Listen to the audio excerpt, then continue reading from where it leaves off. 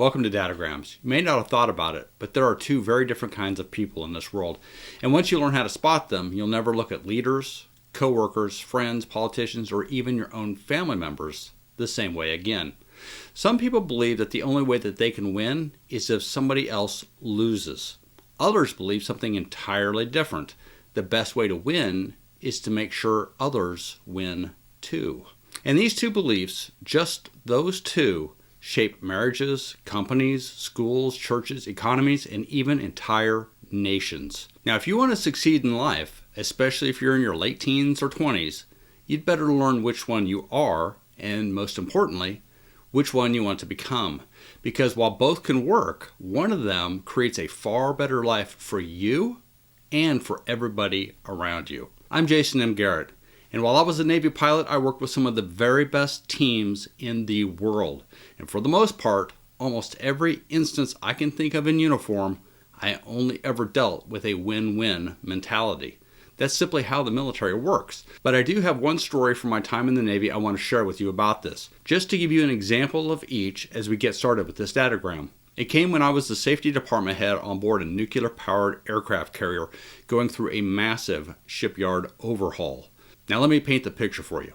A shipyard overhaul is one of the most dangerous environments in the U.S. military besides actual combat. It's expected that more than 100 people will get seriously injured over that 12 to 18 month overhaul. Now I'm talking missing fingers, missing eyes, burns, broken bones, real injuries. And it's not uncommon for someone to get killed. Now we take safety very seriously everywhere, but in the shipyard it's a whole different world. You've got crane lifts, welding, cutting, electrical work, thousands of civilian contractors and Navy sailors working together. Inspectors over everyone's shoulders. All of it is inside a jungle of steel and ducting and confined spaces. You don't go anywhere without a hard hat and safety glasses. Our mission was simple: prevent injuries, protect our people, and get that ship back to the fleet in better shape than when it had arrived. And we did it in the Navy way, with a win-win approach, which, as it turns out, isn't always how civilians do things. We were months into our work, and all things were going extremely well when a different set of inspectors came on board, civilian inspectors. Almost immediately, we started getting strange reports that something was going wrong with the ship. In about 4 hours, those inspectors had turned everything upside down. They stepped onto the ship like a gang of self-anointed safety prophets, except they weren't there to help anyone. Not to teach, not to partner with the 5,600 military and civilian personnel all working together on that ship. These guys came in with pure zero-sum thinking, believing their authority only mattered if somebody else suffered. They believed safety was enforced by humiliation, not education. Here's just one example. They found a power cord plugged in without a required safety tag. It's a simple mistake that happens everywhere. Instead of unplugging it and showing someone how to fix it, they unplugged it, pulled out 10 snips, cut the plug off, and tossed the ruined cord on the deck and walked away, looking for the next victim. Word spread that these guys were on the ship, and for a moment, they thought it was my team and that we'd lost our minds. As soon as we heard, my team hunted these guys down, and that takes time on a ship that big. When we found them, we had them escorted off the ship and made sure they were never allowed back on. Then we had to go rebuild trust with the sailors and contractors they'd just humiliated. That is zero-sum thinking in its purest form. For them to win, others had to lose. It's poisonous, it destroys morale, teamwork, trust, and mission success. Now compare that to how my actual safety team operated. If we found that power cord, which we did on a daily basis because there were just so many of them, we would simply pull aside the person who was using it, show them the violation, explain how to fix it, and then we would help them get it fixed. It's about simply educating them so that they can do it right the next time and get back to work as fast as possible. That's the win-win mentality. We treated people like partners, not problems, and we did it that way for the entire overhaul. And the results? We achieved the safest major overhaul in shipyard history, with more than a 50% reduction in injuries compared to an equivalent size project. That's the power of a win-win mentality. Now, in all of my years in the Navy, that little 10-snip episode was about the only real example of zero-sum thinking I ever saw. It simply isn't how the military works. The culture is built on cooperation and mutual success. Win-win. But when I left the military and stepped into the civilian world, I honestly wasn't prepared for what I found. I assumed win-win was normal, but apparently not. I learned that the hard way when I bought 2 small apartment buildings near downtown Pensacola.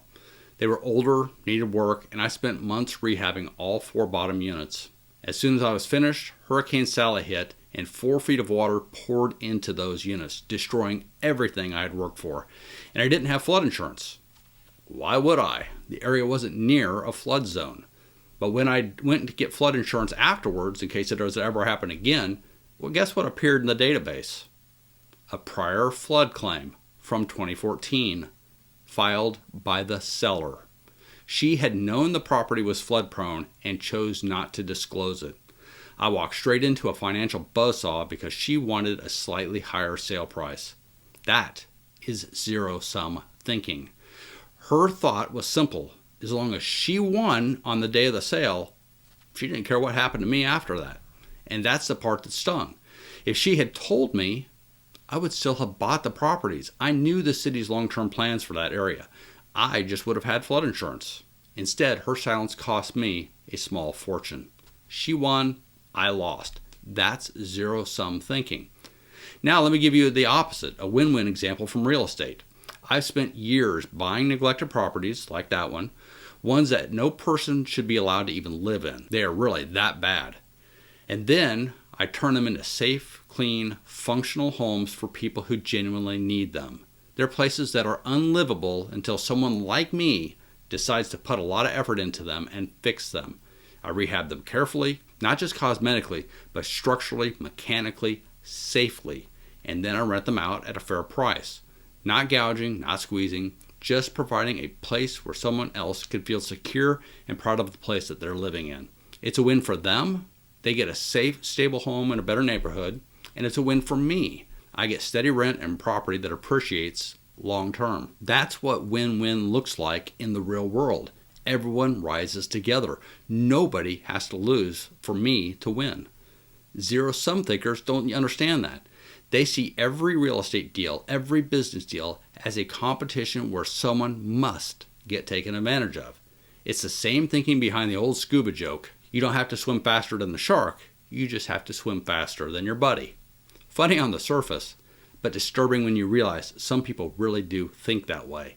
I did a Dadogram recently about HOAs and neighborhoods without them. And in one neighborhood, I saw exactly what zero-sum thinking looks like. Most houses were tidy, well-kept, and respectful of each other. But one house, one person did this to their yard. Junk everywhere. Several boats, a water heater laying in the yard. And here's the crazy part. This person's mindset, where they just believe they can just do what they want, has dropped the property values of every single neighbor around them. His way of living has stolen wealth from them, and I guarantee you, he doesn't even care. That's zero-sum thinking. When someone like that wins, it creates losers all around them. But here's what most people miss. Win-win isn't just a feel-good philosophy, it's arithmetic. When you lift others, you rise with them. When you treat your neighbors, your tenants, co-workers, or teammates like partners instead of obstacles, everyone moves forward together, and the win is usually so much bigger. See? So I'm learning to live in this civilian world now, and I'm having to deal with the more dysfunctional way some people do things. They don't change me, they never will, but I have to be aware. And now that I'm paying attention, perhaps the most dysfunctional examples I'm seeing are in American politics. There's a style of politics on the left and the right built entirely on zero-sum thinking. The formula goes like this.